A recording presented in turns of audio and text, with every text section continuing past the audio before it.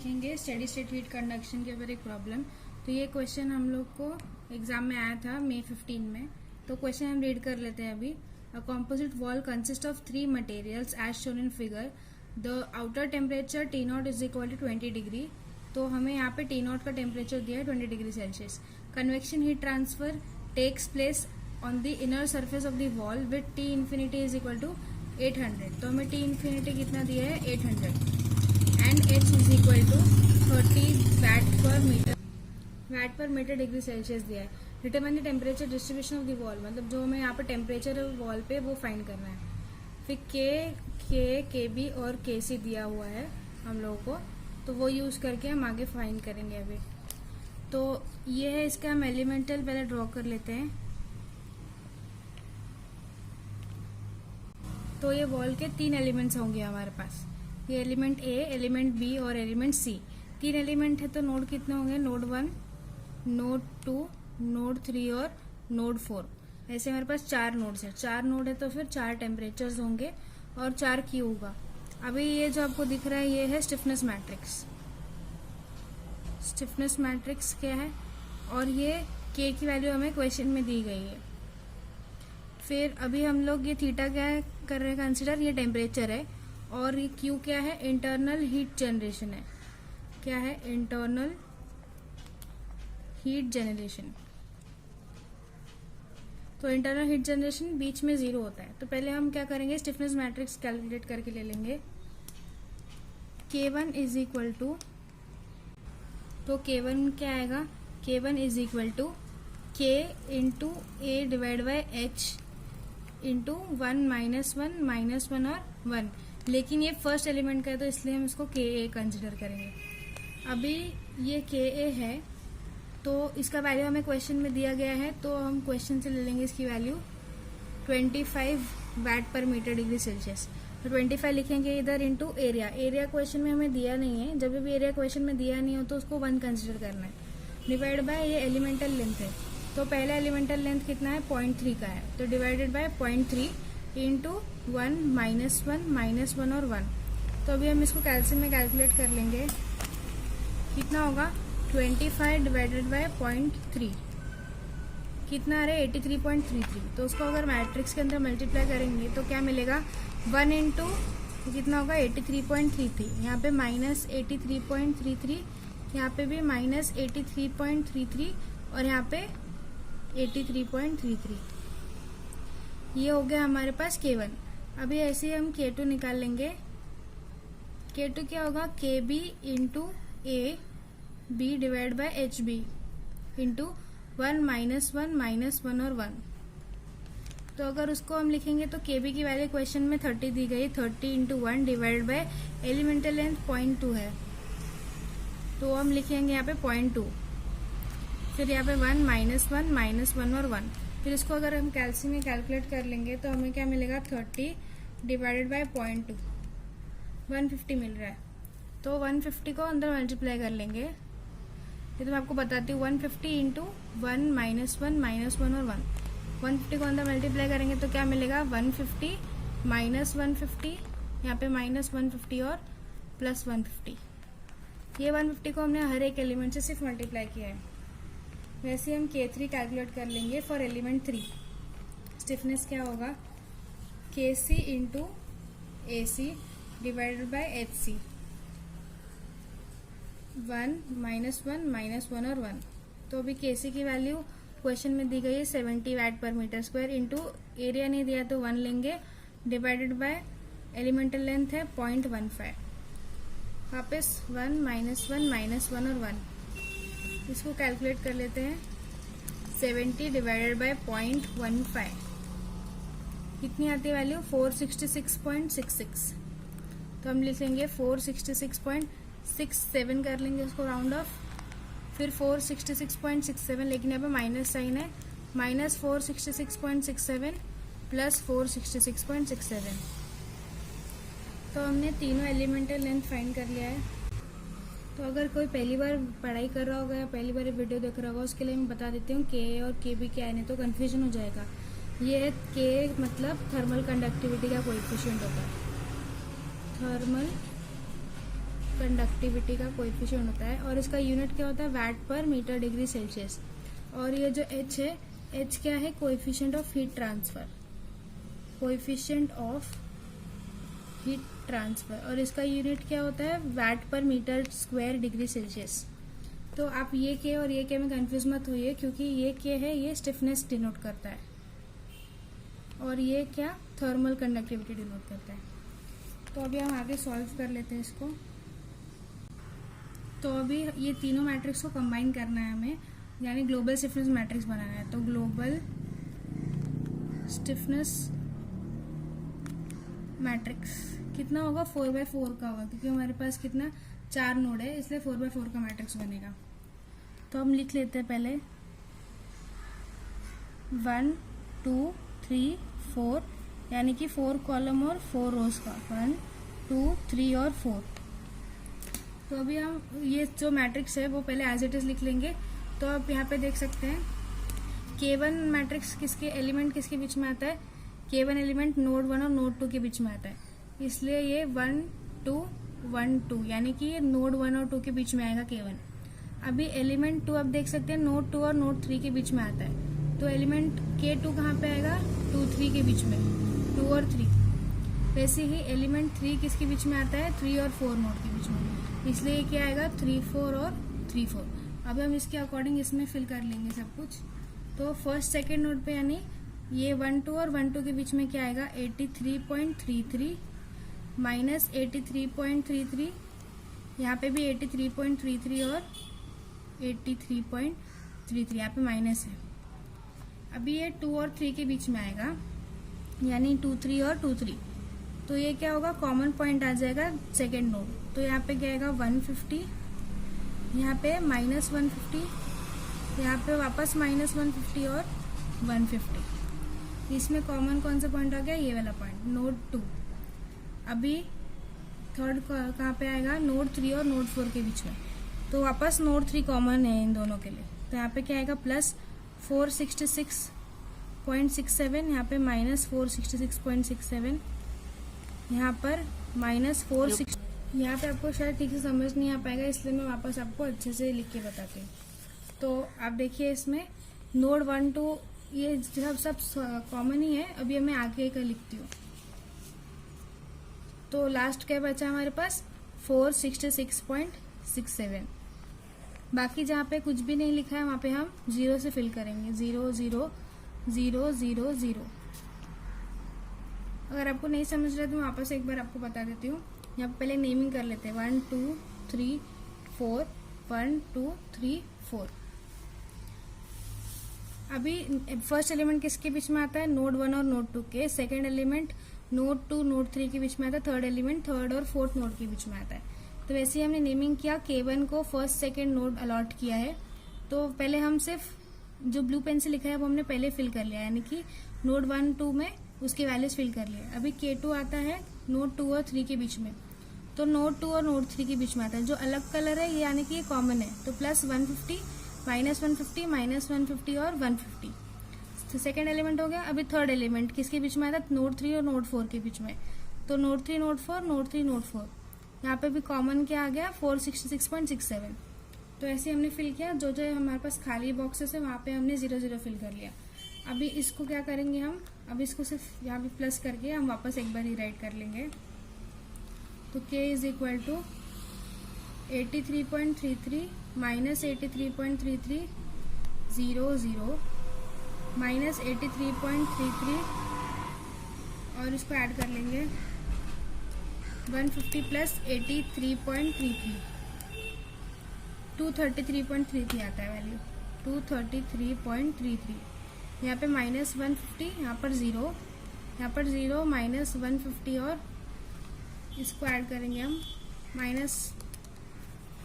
150 plus 466.67, 616.67 आता है value, 616.67। और यहाँ पे माइनस 466.67, 0 0 माइनस 466.67, यहाँ पे 466.67। तो हमारा स्टिफनेस मैट्रिक्स कंप्लीट हो जाता है। अभी हम आगे का प्रोसेस करेंगे। यानी कि आप देख सकते हैं यहाँ पे एक बार स्टिफनेस मैट्रिक्स मिली है हमें, तो उसके बाद टेम्परेचर और इंटरनल हीट जनरेशन लिखना है। तो हम यहाँ पे लिखेंगे टेम्परेचर हम थीटा से डिनोट करते हैं, जैसे θ1, θ2, θ3 और θ4। अब इसको T1, T2, T3, T4 करके भी डिनोट कर सकते हैं। और इंटरनल हीट जनरेशन भी 4 आएगा, Q1, Q2, Q3 और Q4। तो इसमें Q2 और Q3 0 हो जाएगा। क्यों? क्योंकि वह इंटरनल हीट जनरेशन यानी कि सेंटर वाला पॉइंट पे 2 और 3 के बीच में आता है। तो अगर हीट जनरेशन सेंटर पे हमेशा क्या होगा, 0 होगा। ये इंटरनल हीट जनरेशन ये है प्रॉपर्टी है। तो इंटरनल हीट जनरेशन की वजह से एट 2 and 3 यानी कि Q2 और Q3 क्या है, 0। इतना मिल गया हमें। अभी हमें सारी वैल्यूज सब्स्टिट्यूट करनी है। हमारे पास क्वेश्चन में दिया है T0 कितना है, 20 डिग्री सेल्सियस, यानी कि जो एंड में हमारा θ4 है उसकी वैल्यू क्या है, T0 is equal to θ4 is equal to क्या आएगा, 20 डिग्री सेल्सियस। तो अभी वो सब हम इसमें सब्स्टिट्यूट कर लेंगे। और क्या आएगा, Q1 की वैल्यू क्या होगी, आप देख सकते हैं Q1 कहाँ पे आएगा, नोड 1 पे। नोड 1 में क्या हो रहा है, कन्वेक्शन हो रहा है, उसके लिए हम लोग उसका अलग फॉर्मूला होगा। और Q4 पे क्या हो रहा है, बाहर आ जा रहा है, कंडक्शन के थ्रू आ रहा है, तो उधर अलग फॉर्मूला यूज होगा।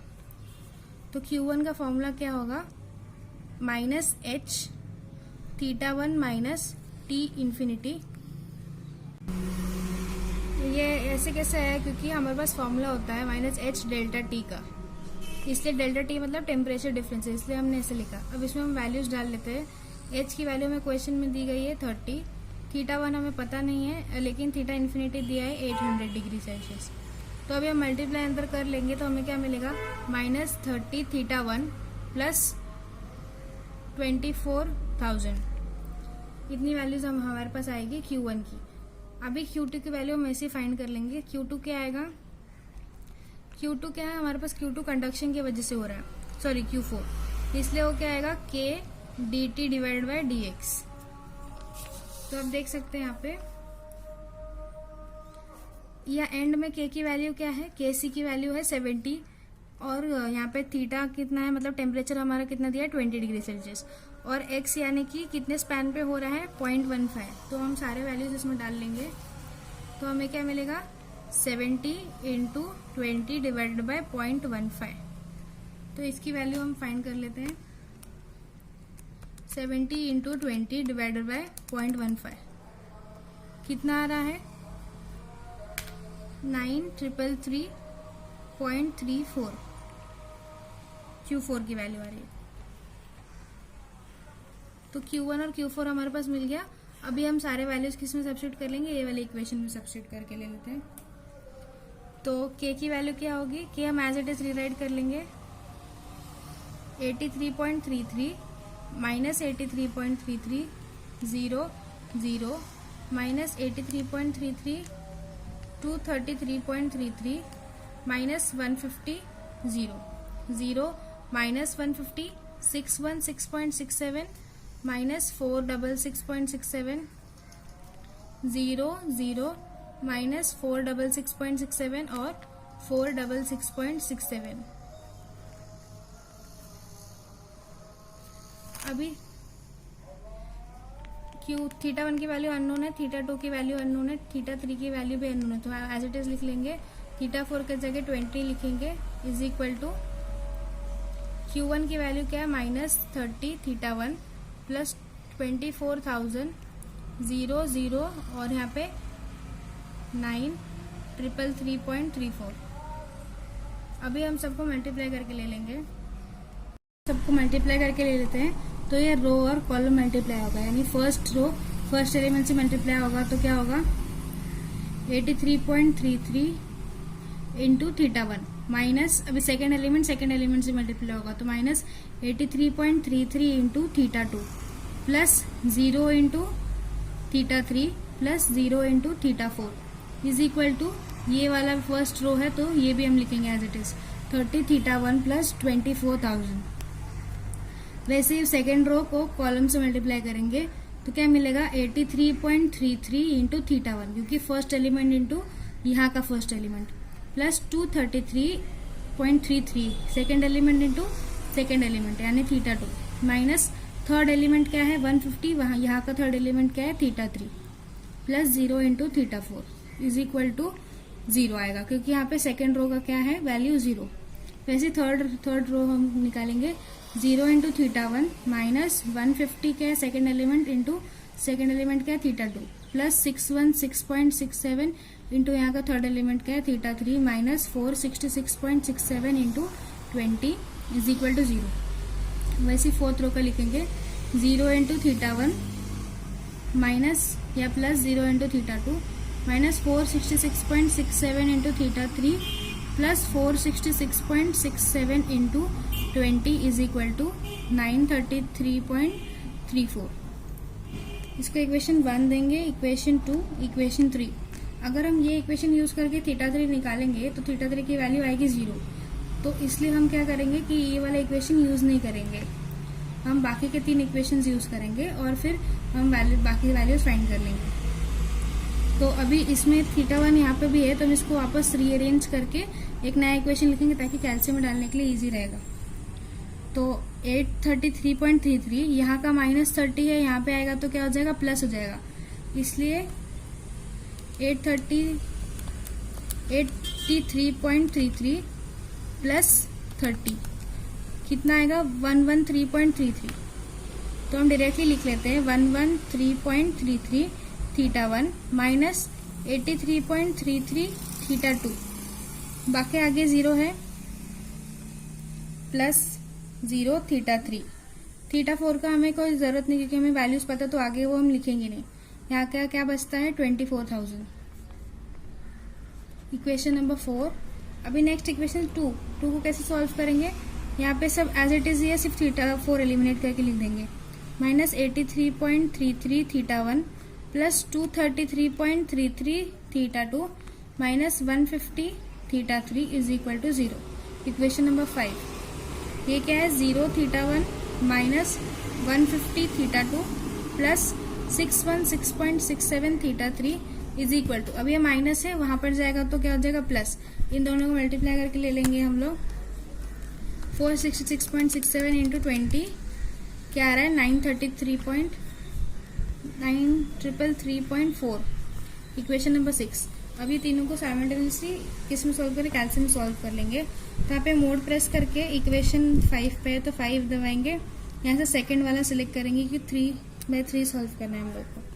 तो यहाँ पे 113.33 इज इक्वल टू माइनस 83.33, सिर्फ हम वैल्यू सब्स्टिट्यूट करें 0 और यहाँ पे क्या 24,000, नीचे माइनस 83.33 233.33, यहाँ पे माइनस 150 और यहाँ पे 0, फिर 0 थीटा 1 थीटा 2 की वैल्यू है माइनस 150, थीटा 3 की वैल्यू 616.67 और राइट हैंड साइड की वैल्यू है 933.4।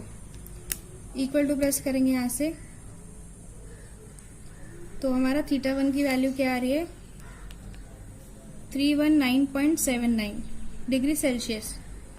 वैसे ही थीटा 2 की वैल्यू क्या है 146.911 डिग्री सेल्सियस।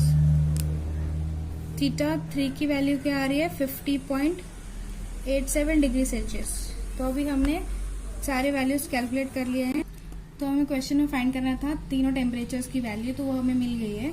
तो अगर किसी को समझा नहीं होगा कि हमने फोर्थ ये वाला इक्वेशन क्यों नहीं यूज किया, तो उसको मैं आपको एक बार समझा देती हूँ।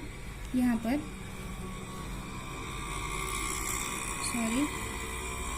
तो देखिए पहले minus 466.67 theta 3 plus 466.67 into 20 is equal to 933.34।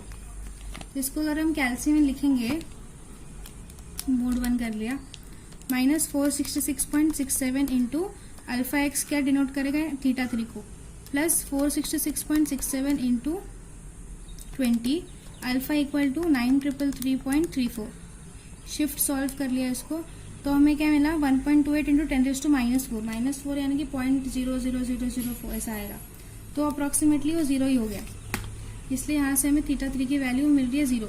लेकिन आप यहाँ से देख सकते हैं हमने दूसरी 3 इक्वेशन यूज की तो हमें वैल्यू मिल रही है 50.87। तो इसलिए हमने यहाँ पे θ3 की वैल्यू 0 थी वो नहीं लिए, क्योंकि यहाँ पे वैल्यू 800 है, यहाँ पे 20 है, तो नोड 3 पे यहाँ पे अचानक से वैल्यू 0 नहीं हो सकती है, ये प्रैक्टिकली इम्पॉसिबल है। इसलिए हमने यहाँ पे जो θ3 की वैल्यू है वो हमने 0 कंसिडर नहीं की है, ये इसलिए हमने ये इक्वेशन यूज नहीं किया है और ये इक्वेशन यूज की है। आपको कुछ डाउट हो तो आप मुझे कमेंट सेक्शन में पूछ सकते हैं। Thank you for watching.